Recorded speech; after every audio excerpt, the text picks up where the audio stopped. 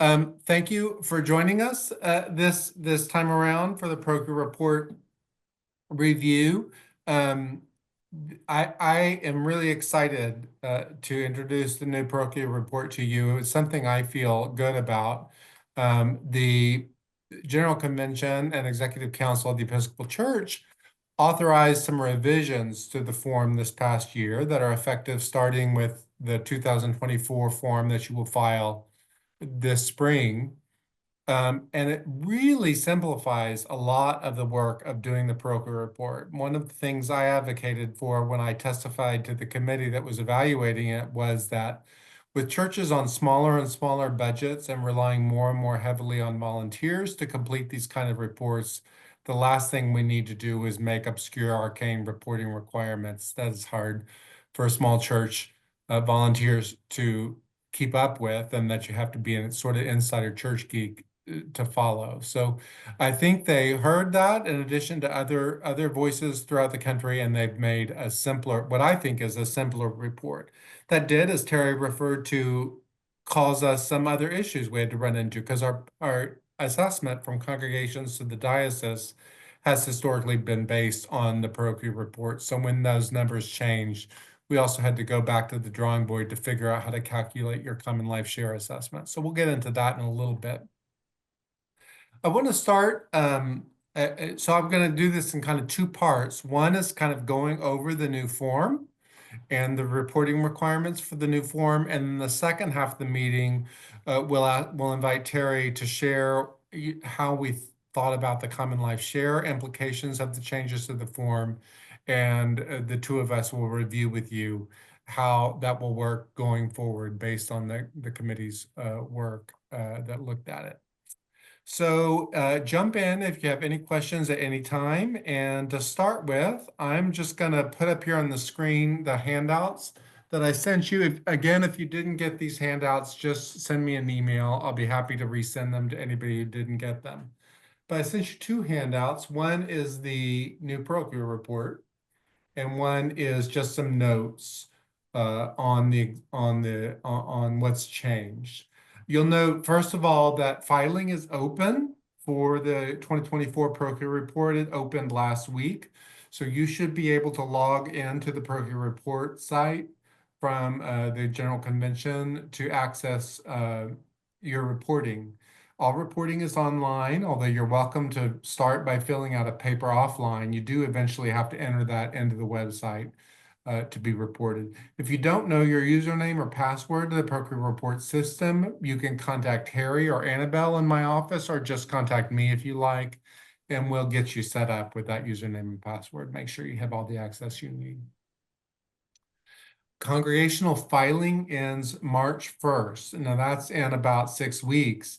And that's not a new date. That's the same date we've had in years past. The difference this year is that when March 1st comes, the General Convention is going to shut off your access to the reporting site, and that's completely out of my hands. So in years past, if we had a congregation that was running late, it was between us and the congregation to decide how that information would get entered and when it would get entered, but no more. So this year, there's really a hard deadline on getting your reports filed by March 1st.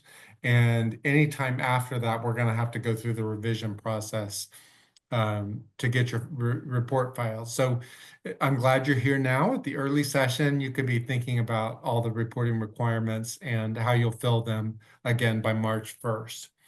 Once you file your report, the report is not complete. You mark it as completed, but there's one more step. And after you submit your reports by what day again? March 1st. There you go. The diocese has an additional step to do, and that is to verify your reports. So there are some verification steps and materials that we need to verify your reports that are required in our office, and I'll go over what those are in just a moment. So that's sort of the timeline we're looking at. I want to call your attention also, this is on the forms and instructions website for the General Convention. If you scroll to the bottom, there is a link for a webinar that goes over the detail of the changes to Parochial Report. We're not going to go in that we're not going to do a real deep dive on the changes to parochial report in this session. We're going to just kind of highlight them because I think you'll find that most of the changes are pretty self-explanatory and you'll be able to figure most of them out. But if you do need a deeper dive, that webinar is there on the General Convention website for you to review. So what's changed in the parochial report? Well, a lot has changed. And as I've mentioned, it's simplified, it's shorter, it's easier, and that means I hope that it won't take as much time to do. Um, the second bullet on here, you may recall that in years past, the parochial report had a separate book of instructions. That was not a well-known feature of the old report. But just similar to the way the IRS publishes their forms in one publication and the instructions to the form in a separate publication, the old publication, the old parochial report, had a separate set of instructions that listed all the details of how to fill out the parochial report in really stunning complexity that were intended to help us fill out the form, but in many cases made it more complex because there were lots of rules and concepts entered there. This year, that is no more. So when we look at the new parochial report, you'll see the instructions, to the extent they exist, are really integrated right here on the form in this blue text. So don't go looking for a separate workbook for instructions. All the instructions are embedded in the parochial form itself. And then, of course, if you have additional questions beyond that, we're glad to help at the diocesan office. One other thing that's changed, I think every year since COVID, we've changed the way we report online worship services. One note this year is that online worship services in line 2 for Sunday morning, line 4 for weekday online services, those lines are only to include live views. That's only live views that are watching the worship service while you are participating in the worship service live. If you have anybody who watches the service after the fact, you record those for Sunday only in line 5 here. So again, we want online only live viewers, and non-live viewers we want to report down here on line 5. I think I have some other things a little bit out of order here. Clergy. I'll go ahead and follow my handout. Skipping down to clergy, you may remember in years past, you had a separate section and you had to fill out a lot of details on every cleric in your congregation. That is no longer required. So you no longer have to report on the parochial report who your clergy are. The General Convention has worked out an agreement with the church pension group to get that information from the pension records. So it's important that you keep your pension records up to date, even for non-stipendiary clergy, so that they get attributed to your congregation. But the only thing you have to do on the parochial report is to list the total number of clergy in each of these categories. So you don't have to list them by name anymore on this report. That's a pretty big change from I have a last year. question. Uh-huh. If we have retired clergy in our congregation that occasionally serve, they're not being paid, they're just volunteer. How do we report that? Because they won't have. You want to report them through CPG as non-stipendiary clergy. And so Annabelle in our office can help you get those recorded on the pension group's books. Okay. Yeah. You obviously won't have to turn in compensation and stuff like that, but I think they do link the clergy record which they already have in their system to your congregation, and that's how they'll derive that information for General Convention. Thank you. Yeah, good question. Another feature of this report, you may remember there used to be a big, I think it was page 5 it was or something, but there was a lot of questions about how many people you're doing in different kinds of outreach activities. So how many people in the soup kitchen, how many people in prayer groups, how many people in, and yada, yada, yada. That's gone. I will wait for the applause. I'm just Yay. That's gone. And instead, we just have total beneficiaries of outreach ministries per week. So you still need a number, but it's a much higher level number, with a much lower level of detail reporting. So hopefully this is a little easier for you.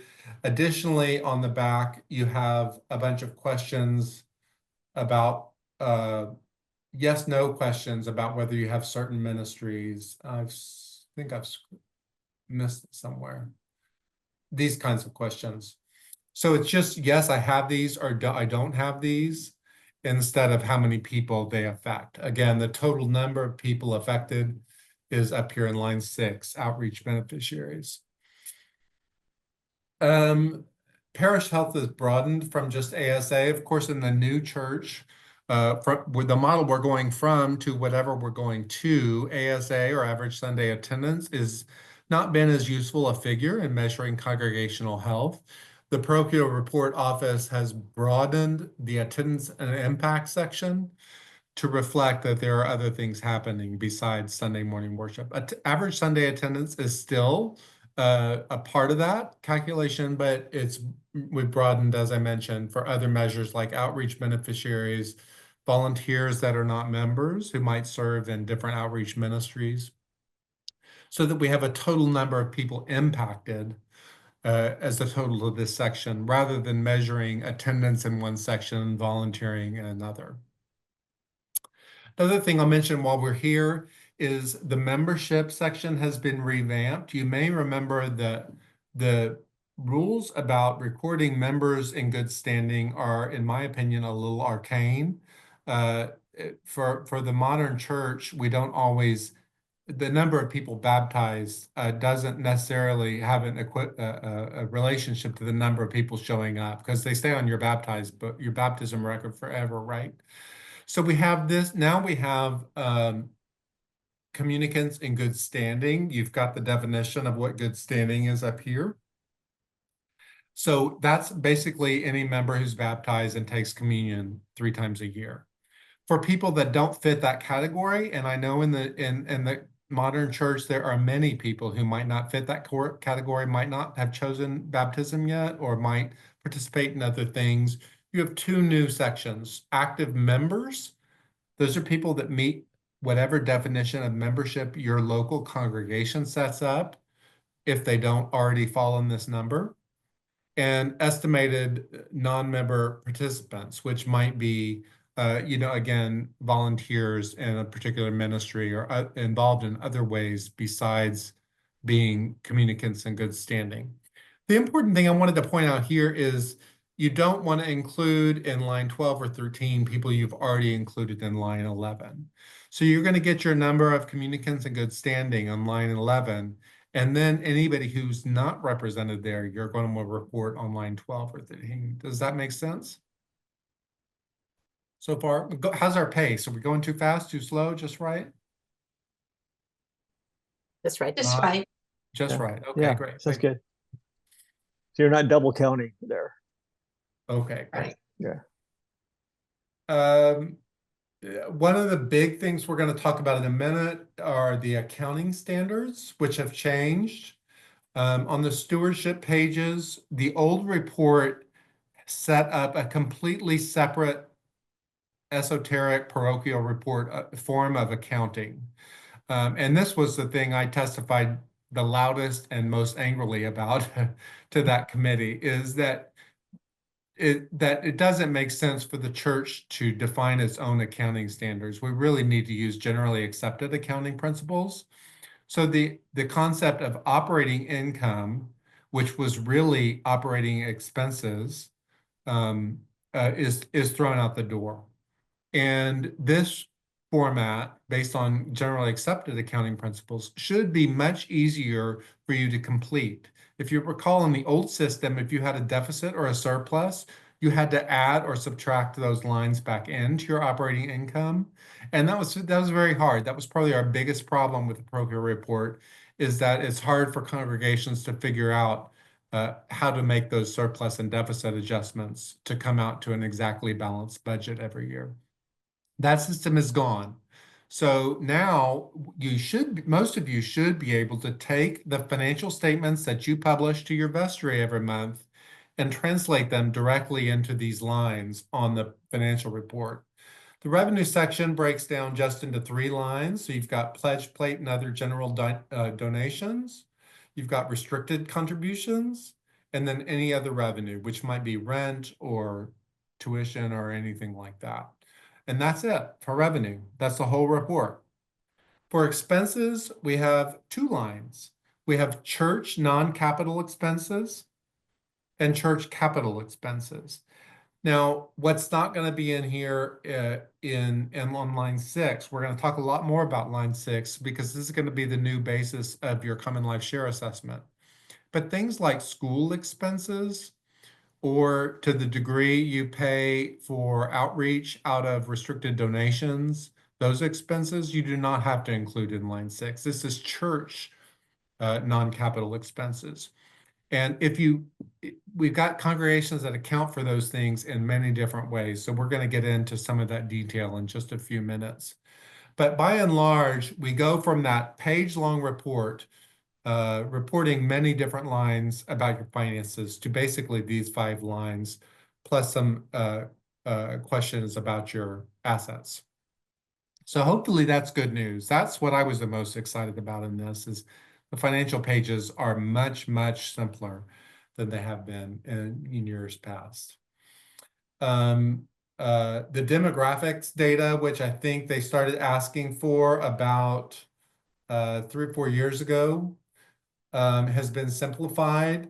And instead of having to break down your demographic data into particular categories, you just have to approximate the percentage of your congregation that is white, Caucasian, or European descent, and the estimated average age of your congregation. So all those detailed statistics about ethnicity and age are gone and are replaced by this sort of slider, which you can either plot here on the slider, or you can just put a percentage over here on the side. So hope that makes things easier as well. And I think the only other thing I want to say about this new report is I don't know if any of you are using the new Parish Register app that is made available at the General Convention office. Most of you probably are still using the old books. I know in most of my congregations, we've kept the books in the sacristy. The priest would fill them out at the end of each service and sign them. It is still just fine to use those books. The church understands, though, the General Convention office understands that in this age of technology, books may not be our best tool, and has provided an app for you called the Parish Register app. And this replaces those books to a large degree. Not all of the registers, but at least the service register. If you use that app, you can sign up for that on the General Convention website. There's a link on your handout to the Parish Register app. And if you use the Parish Register app, the General Convention office will automatically populate all your service information based on that service register. So you can still make adjustments after that. You probably will still need to make adjustments after that, but it just simplifies having to summarize the books before you get started on the report. So I hope that's an offer that might be attractive to some of you. Although, as I said, there is nothing to stop you from continuing to rely on the books. So that's all I'm going to say about the new report, the changes to the report. I'm going to review now a few of the things that we need to verify your report. Remember, again, after you submit and complete your report online, the diocese has to verify it. In order to do that, we need a little additional information. I've got it listed here for you on the handout. We need the balance sheet, your balance sheet as of December 31st, 2024. We need your profit and loss or statement of activities for the year 2024. And I need to be able to look very easily at your profit and loss that you send me and tie it back to this line 6 on your Procure report.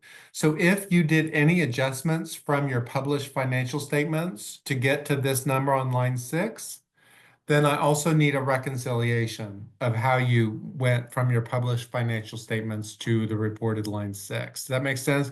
We used to require that reconciliation for everybody because everybody had adjustments. In this new format, I don't think many of you will have adjustments, and not all of you will need that. But again, if you report something on line 6 that I can't easily find on your profit and loss statement, I need a reconciliation showing me how you got from one side to the other. Does it make sense? Okay. And then the last thing we need is a copy of your 2025 budget. We use that throughout the year from time to time as the bishop wants to know how things are going. We have a jot form, just as in years past, for you to submit that. It's really hard for us to manage 4 different files for 43 congregations coming in through email. So we appreciate it if you can use the jot form link to submit all those files and let us know when your parochial report is completed. Again, it's not the end of the world if you can't use it. Please do email us the files if that's your preferred method. It just helps us out a little bit if you can use the jot form. And once you do that, diocesan staff will get to work on verifying your report. You won't necessarily get notified when your report is verified, but you will get notified if we run into a problem verifying it. And we have to do that by May 1st. So again, not only completing your report by March 1st, but also submitting all the other materials to us pretty early in March. I would hope by March 1st, makes it easier for us to certify all 43 congregations by May 1st. So we appreciate your help in that. So with that, we kind of come to any questions on the report or the reporting process so far. I'll pause there before we kind of shift into the other gear of our meeting. Susanna. I have a question about, I'm sorry, I have a question about weekday attendance. Do I count all the chapels for the school? I'm gonna have a I'm really, going to ask Terry if she knows the answer to that because I don't know the answer off the top of my head. Harry, you're muted. I don't know. I would guess yes. Yeah, that's what I'm guessing too. It's an outreach, and I think it's It's a a big church outreach campus. of the church. Yeah. Okay, I think it's okay to put them in weekday attendance. The one thing you do not want to do is include them in average Sunday attendance. And we have had that problem before, but the chapel services for school do not count as average Sunday attendance. Of course not. They're So, weekday yeah. attendance. Yeah, so as long as you keep them on weekday, I think that will be fine. Yeah. Any other good question? Any other questions? Let's play Stump the Hosts. Yep, I have a question. Yes, Barb. Wait, hi, questions 13, 14, and 15 says the question is optional. So we do not need to complete those questions. Lines 13, let me put it back on the screen. I think Okay. you're talking about communicants and good standing. Let's see, it's on. Keep going down. Would be on the last page. It's a supplemental. Oh, this schedule. Okay, yeah, because the numbers start over, which is a Oh, little yes, they confusing. do. So Um, 13, 14, and 15. Yeah, We don't have to answer those. that's correct. Those are optional, and it will help the program groups in those areas for the General Convention office know what is happening in each congregation.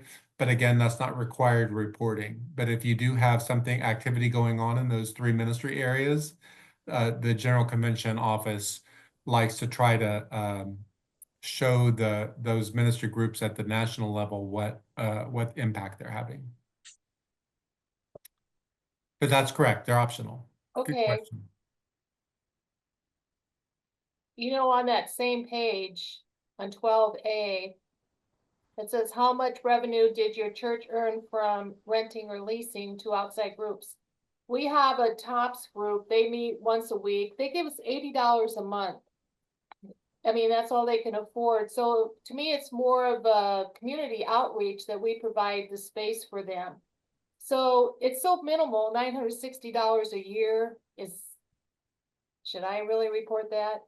I think it's okay either way. I do think AA groups are another example that many congregations have where the rent is really minimal. It's just a way for the service provider to feel like they're helping contribute something.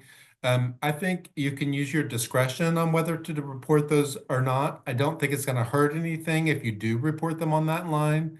I probably would report them on that line, but the parochial report police are not going to come after you if you don't. Okay, because I'm pretty sure it costs more than we're receiving in rent to host them at the church. So, Yeah, the big costs they want you to include there are if you do have more, more anchor tenant kind of things where you've got a couple $1,000s in rent and maybe you have to pay for utilities or janitorial or something like that. I think that's really what the question is getting at. okay, Yeah. thank you. Okay, any other questions? So at this point, we're going to shift gears a little bit to talk about the common life share. I told you a little bit about how the parochial report is changing. And so, Terry, I think I'll invite you to start, but get with an overview of when we knew about the problem, how we decided to tackle it, and what our process has been to date, if you'd like to do that. Okay, yeah, thanks, Jeff. So I think on that handout, did you also have a list of the committee members? I do. Let me So, pull that yes, here. so you'll have that too, but I was asked to chair this committee to propose a new methodology for determining what this common life share would be. So as Jeff mentioned, under the previous parochial report, the common life share was 10.5% of this line B that was on the parochial report, the operating revenue. And so now we don't have a line B, we don't have the operating revenue. So the committee was put together to say, well, how would we go ahead and come up with something based upon this new simplified parochial report?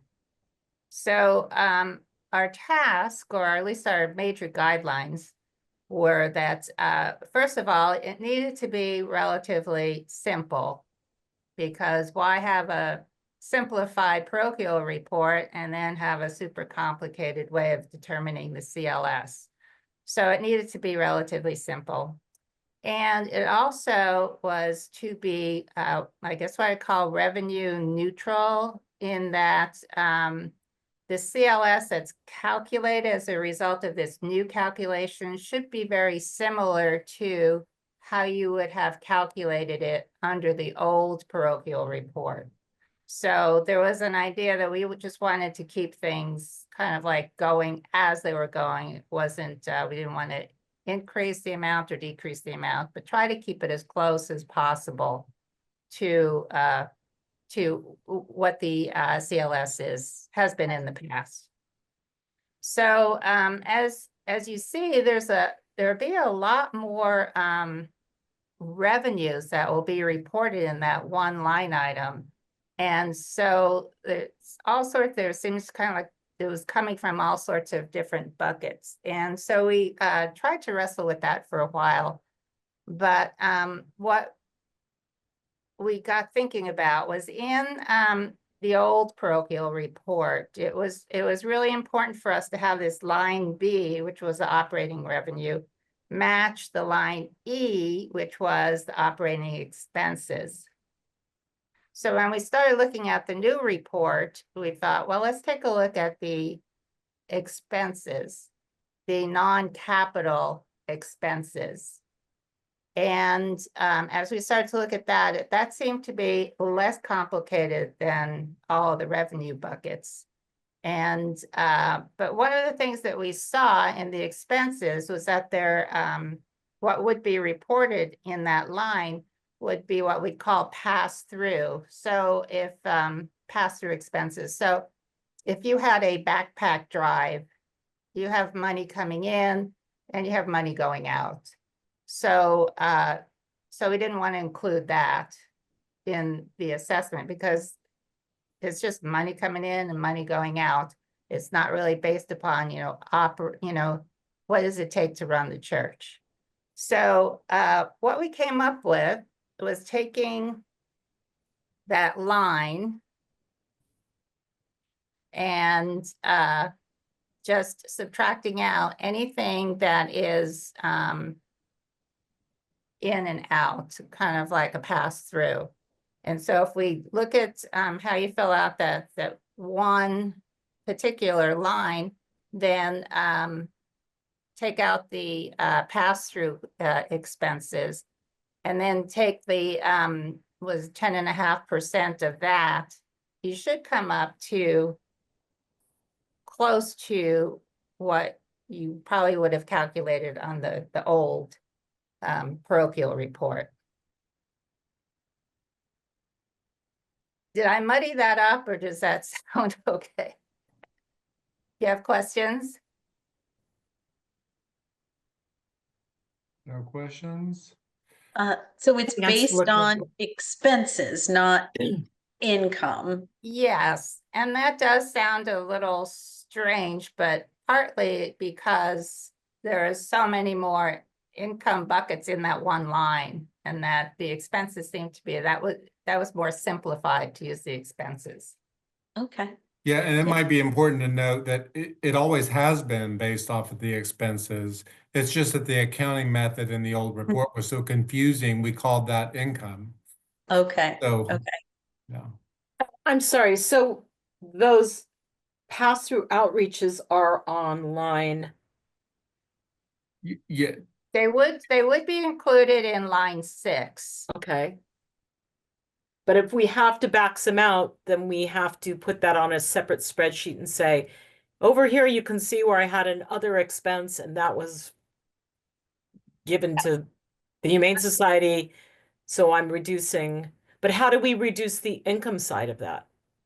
so procedurally, what will happen, this will happen at 2 different times of the year. So that, I hope it doesn't make it too complicated. But when you file your parochial report, you don't have to worry about the outreach or pass-through expenses. You just include those in line 6.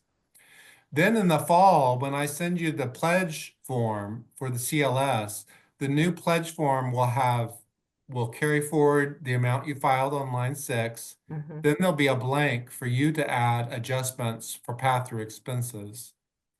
And then you'll have a net basis for the common life share after that. So we'll make those adjustments on the common life share pledge form instead of trying to squeeze them into the parochial report. So Ah, okay, got it. Good plan.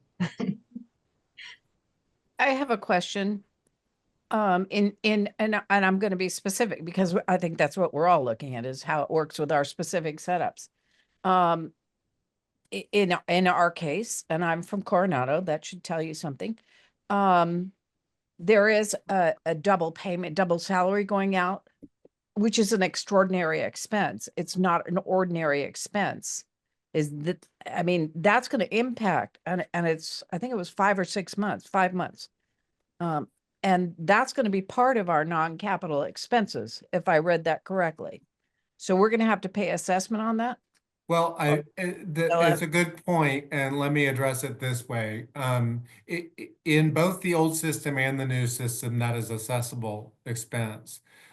If you have extraordinary expenses for reasons like you have alluded to, or anything else that any of you might experience, there is a process to get a waiver from your minimum required assessment.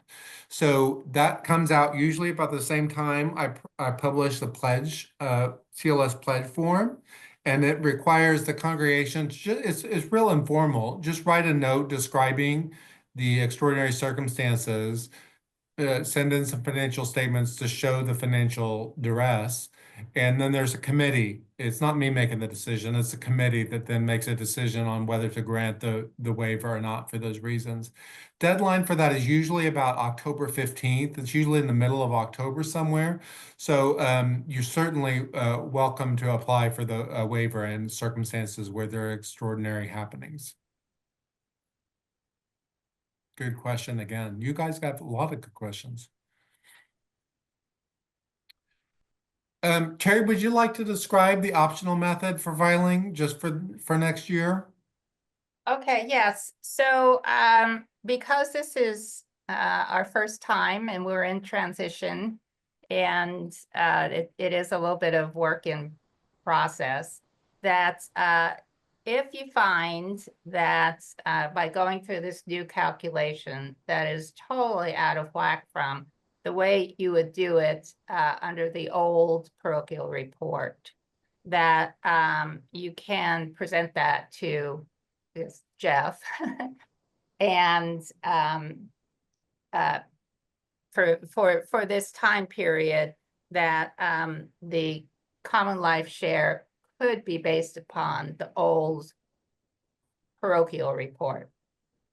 But what that would mean is you'd have to go through all the process of calculating the old parochial report and then showing the comparison. And it's possible by that time, you know, it shouldn't happen, but there may be some reasons why. And so at least for this 1 year, there is a work in progress. You can do it either way type of an option. Yeah, I think the task force did a really thorough job, and I mean, we had people from every different size congregation and a couple of different roles, and provided a lot of scenarios for us to sort of run through these new calculations. And I think we've caught everything in this pass-through definition for that adjustment. But I think the committee wanted to make sure that before we make those,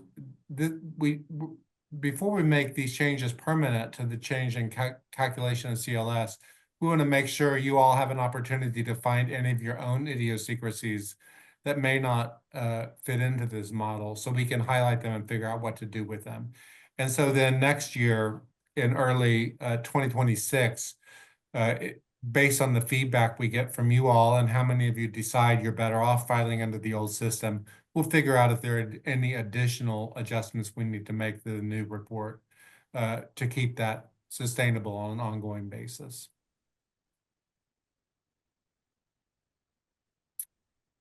And that's all I really have, unless there's any other questions, or Terry, you have anything else?